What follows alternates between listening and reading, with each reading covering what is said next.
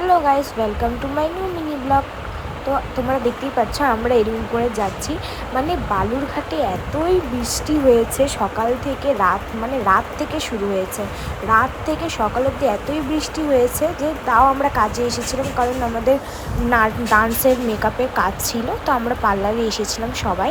তো দেখতেই পাচ্ছ কত জল, মানে যখন আমরা এসেছিলাম সকালবেলা তখন খুব কম বৃষ্টি হচ্ছিল আর এত জল ছিলই না, কিন্তু যাওয়ার সময় আমাদের এত পরিমাণে জল যে বলাই মুশকিল। তোমরা দেখতেই পাচ্ছ কত জল।